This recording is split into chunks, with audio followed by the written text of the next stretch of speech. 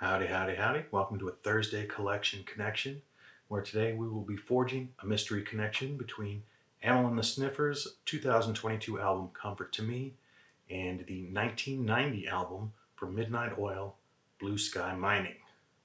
But don't guess too quickly, because it's not the fact that they are both Australian bands. So here we go.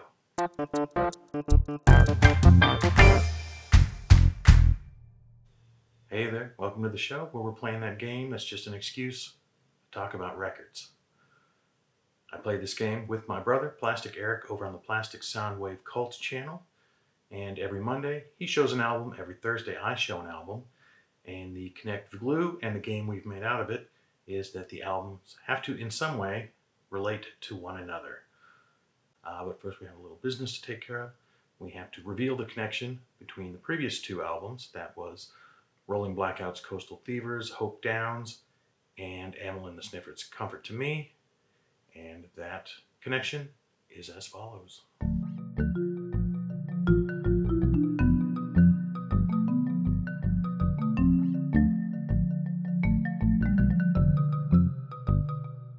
I don't think anyone hit it right on the nose, but I think Crazy Praying Mantis 5596, hope I got the numbers right, I'm trying to remember from the top of my head, guessed that it was geographical, guessed that they were both from the same country, which of course they are, but also based in the same city. Okay, so we're on a nice run of albums that I have all of them. I mean, obviously I have the ones that I'm talking about in order to play the game. That is the rule. But I've also for a while had each of the albums that Eric has picked in my collection as well, and that includes Amyl and the Sniffers. It's one Eric actually gave to me, and maybe one of his more successful kind of, hey, listen to this albums. It's a lot of fun. I wasn't sure. It seemed a little brash and abrasive, just based off the first single and sort of video that I saw, a little chaotic and noisy, but those Aussies know what they're doing. It's still pretty tuneful, and actually, it's a lot of fun. It's a lot of energetic punk that is not hard to listen to, and I have put it on several times just for my own enjoyment. And even though the cover art is interesting, I find it kind of ugly, I would say, yeah, it's definitely worth your time, and give it a listen if you have the chance. And so we are connecting that to the 1990 album from Midnight Oil, Blue Sky Mining. Like a lot of people in the US, Midnight Oil first showed up on my radar for Beds Are Burning off the Diesel and Dust album, the album that came out before this in 1987. But it is in fact their seventh, I hope I'm getting that right, their seventh album. Those first 5 albums only charted in Australia. And I bought Diesel and Dust and I bought Blue Sky Mining. But ironically, like a lot of people, that's sort of where their relevance ended with me. They didn't really score any other big hits beyond that, in the US anyway. And so their relevance is kind of held just to those 2 albums.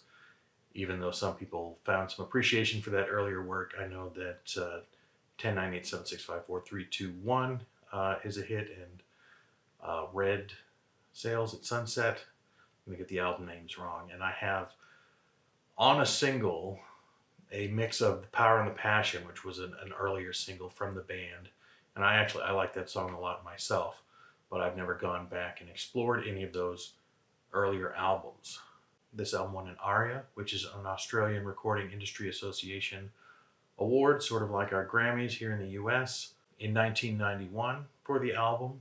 This is after being nominated for 3 of the first 4 years of the existence of this awards program. My first impression of the album was its lead single, Blue Sky Mine. And honestly, I was unimpressed initially. It felt a little too easy to me. And I remember having the same feelings about Suicide Blonde, kind of right at the same time, same era from INXS.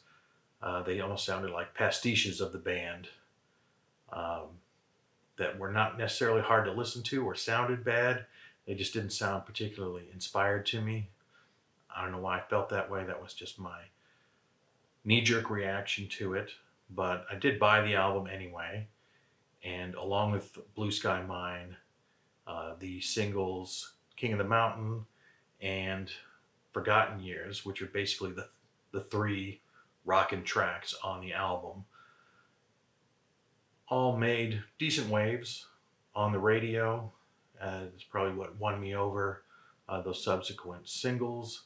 2 more songs were released from it, but possibly only in Australia, because the rest of the album is fairly solemn and subdued. Midnight Oil was very politics first. They were very socially conscious band, which probably is the thing that made them a hard sell initially to anywhere outside of Australia, where Australian politics aren't necessarily a major point of concern. And Peter Garrett, as many people know, eventually put his money where his mouth was and went into Australian politics, joined Australian Parliament, got voted in, and had a 9-year career in politics, where the band was sort of on hiatus, I guess, in that time period. My impression is that he disappointed in office. I don't know. I don't really have time to super research every facet of everything. So if I did, I would certainly be able to kind of give you a rundown of lead singer Peter Garrett's political career. But the impression that I got was that it was a disappointment, whether when it came down to it, he was not able or willing to vote for the things that he sung about so stridently in songs, or just wasn't able to get anything done. And then again, I may be off entirely and just off base, but that was the impression that I got of his political career, that it was a disappointment. I don't know if that's factual or not, but that's my understanding of it. I can't tell you off the top of my head, even though I just read all the names, anybody else who is in the band. And again, it's not the fact that they are from Australia, as are Amyl and the Sniffers. That is not the connection, although the connection is facilitated by the fact that they are both Australian bands.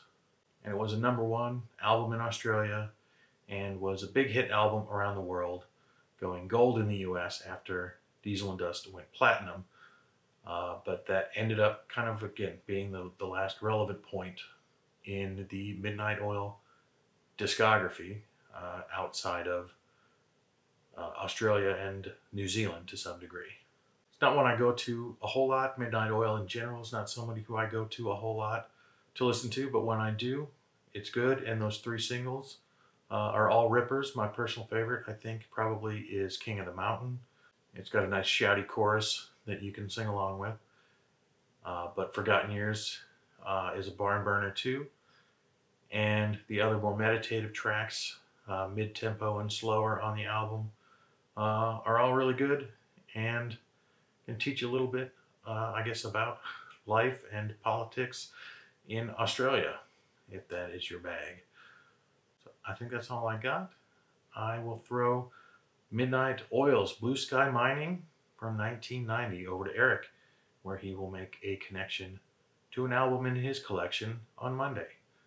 And if you have any guesses as to what the connection is between these 2 albums, again, not the fact that they're Australian, although that is true, we're ruling that out for this connection. Let us know in the comments. Give a guess. You want to ask a question, feel free to do that. And try and answer it before Monday. And hopefully you can get a shout out in Eric's video over on the Plastic Sound Wave Cult. So with that, that's all I have. Thank you for watching. Bye-bye.